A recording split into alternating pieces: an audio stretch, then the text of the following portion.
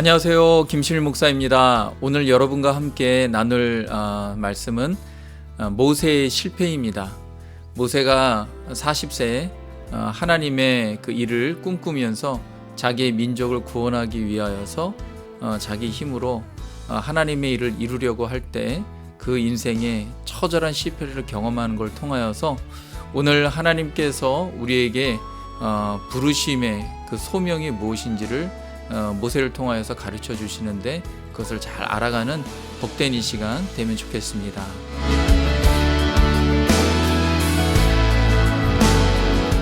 우리 지난주에 우리 4강에서 모세가 어떻게 갈대 상자에서 살아나게 됐는지 함께 배웠죠. 애굽의 공주가 모세를 나일강에서 건져냅니다. 그래서 모셰라는 이름이 붙였는데 실은 이 모셰는 히브리식 언어이기도 하지만 애굽의 언어이기도 합니다.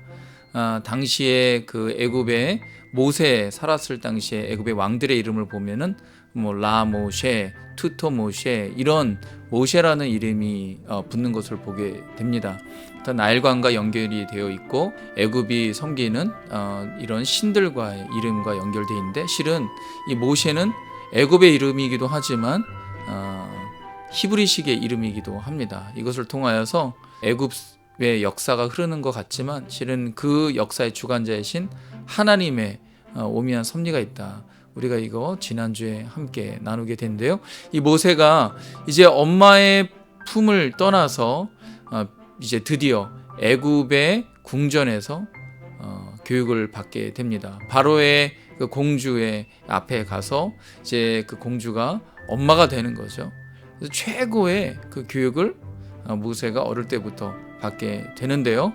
무려 40년 동안 애굽 왕자의 교육을 받으면서 굉장히 건강하고 크게 잘 성장하게 됩니다.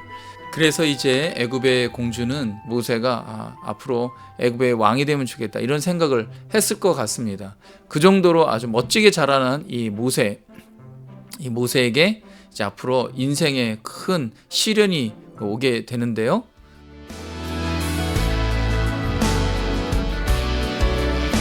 이제 모세가 장성합니다. 크게 성장하죠. 모두가 부러워하는 그런 왕자로 이제 성장하여서 이제 40 정도 됐을 때 이제 나라의 이런저런 일들을 관리하고 또 보게 되는데요. 이 모세가 어느 날 밖에 나가서 시찰하고 있는데 거기에 심하게 학대받는 사람들을 보게 됩니다. 그런데 이 모세는 그 마음에 뼛속부터 자기 자신이 히브리인이라는 것을 잊지 않았던 것 같습니다. 아마 어릴 때 엄마를 통하여서 받은 그런 교육이 나중에 커서도 그것이 자기의 마음과 심령에 떠나지 않고 계속 맴돌고 있었던 것이 분명합니다. 애굽의 그 엄청난 교육을 수십 년 동안 받았음에도 불구하고 짧은 기간에 있었던 엄마의 교육이 모세에게 엄청난 영향력을 주는 것을 보게 됩니다. 히브리식의 이런 교육이 참으로 부러운데요. 그리스도인으로서 어릴 때부터 신앙교육과 또 동족과 민족을 사랑하는 그런 법을 가르친다라는 것은 굉장히 중요한 것 같습니다. 어릴 때의 교육은 간과할 수가 없습니다. 어릴 때의 신앙교육은 그 일생의 평생을 좌지우지한다라는 것을 또한 이 대목에서 알 수가 있는데요. 짧은 기간이지만 어릴 때 엄마의 교육을 받은 모세가 나중에 40세가 되어서까지 하나님을 섬기고 동족을 사랑하고 연약하고 핍박받는 자를 긍휼히 여기는 그런 마음을 갖게 된 것 참으로 놀라운 신앙교육의 결과물이 아닐까 이런 생각이 듭니다.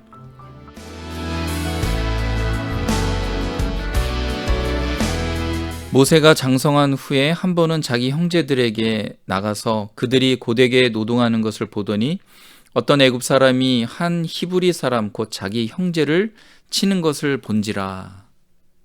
출애굽기 2장 11절의 말씀을 보면은 보더니, 본지라 이렇게 두 번이나 반복되는 그런 단어, 동사가 나옵니다.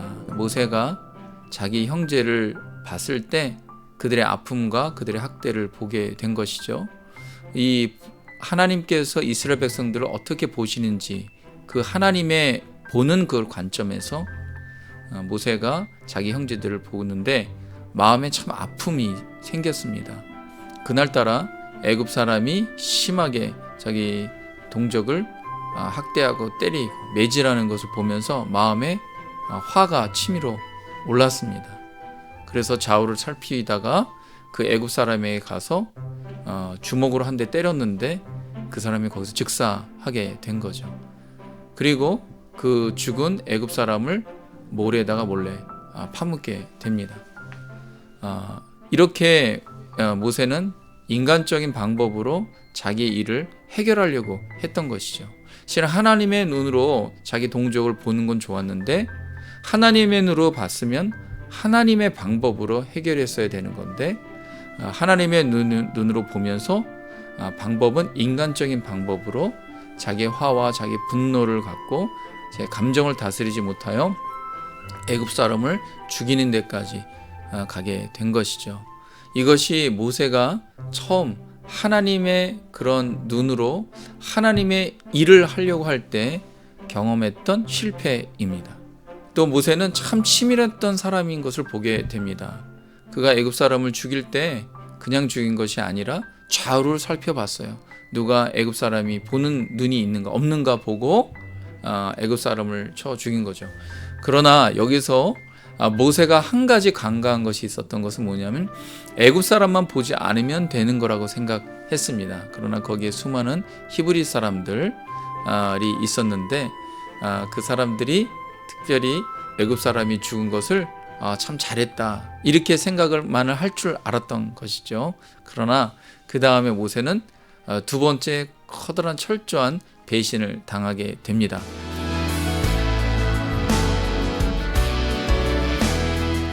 그것은 뭐냐? 동족의 배신인 것이죠. 때 하는 그 애굽 사람 죽이면 동족들이 자기를 따르고 잘했다 할 줄 알았는데 그 다음 대목에 보면은 참 모세가 어려운 그런 일을 당하게 됩니다.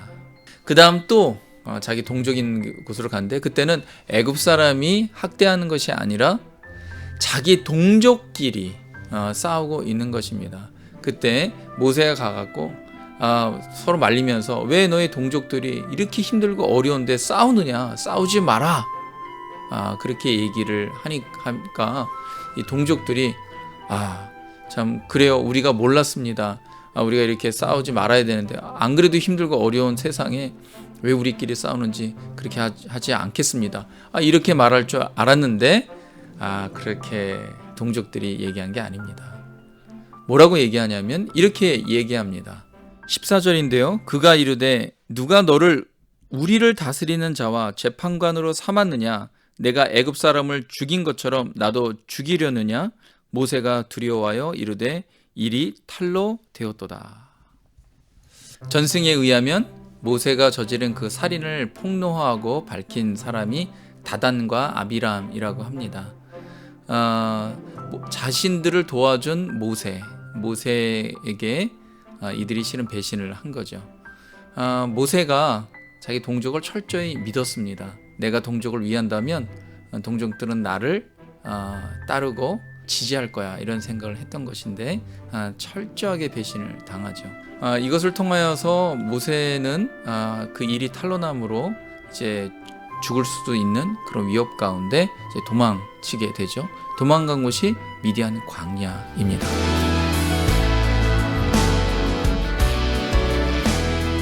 하나님의 일을 한다라는 것, 정말 열심히 하고 주님의 일을 정말 몸이 부서져라 한다 할지라도 그것이 하나님께서 원하시는 방법, 하나님께서 기뻐하시는 방법이 아니라면 거기에는 삐걱거리는 문제들이 생긴다라는 걸 볼 수가 있습니다.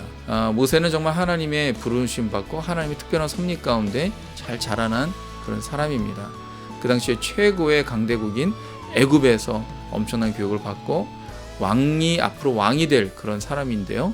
그런 사람이 인간적인 방법으로 하나님의 일을 도모하려고 했을 때 그가 철저하게 배신당하고 실패하는 걸 통하여서 그의 인생에 굉장히 중요한 것을 여기 깨달았다고 생각됩니다. 그의 인생에 있어서 가장 중요한 것은 어떤 일을 하든 무엇을 하든 철저하게 하나님의 말씀과 하나님께서 원하시는 바대로 순종하며 따라갈 때 지금 당장은 어려움이 있는 것 같고 지금 당장은 뭔가 일이 진척되는 것 같지 않으나 궁극적으로 결과적으로 하나님께서 그 일을 이루신다라는 것입니다. 지금 당장 내 힘으로 내 감정으로 내 열심으로 뭔가를 하려고 할 때 당장은 눈에 보이는 뭔가 해결된 것 같은 그런 일이 있다 할지라도 오랜 기간을 볼 때 공적으로 볼 때 그것은 참으로 한 인간뿐만 아니라 자기가 뭔가 도와주려고 하는 그 공동체까지도 어려움에 빠뜨릴 수 있다라는 것을 모세를 통해서 보게 됩니다. 하나님의 일, 하나님의 사역은 철저하게 하나님께서 원하시고 하나님이 기뻐하시는 그런 뜻 가운데 잘 분별하여서 감정적이고 인간적인 방법, 세상적인 방법이 아니라 하나님이 원하시는 방법대로 그의 말씀대로 따라가야 된다. 오늘 이 모세의 그 실패를 통해서 우리가 보게 됩니다. 다음 주 6번째 출애굽기 시간에는 광야에서 하나님의 훈련을 받고 또한 하나님의 부르심, 소명받는 모세에 대해서 함께 나누도록 하겠습니다. 한 주간 모두 건강하시고 다음 주에 뵙겠습니다. 축복합니다. 샬롬.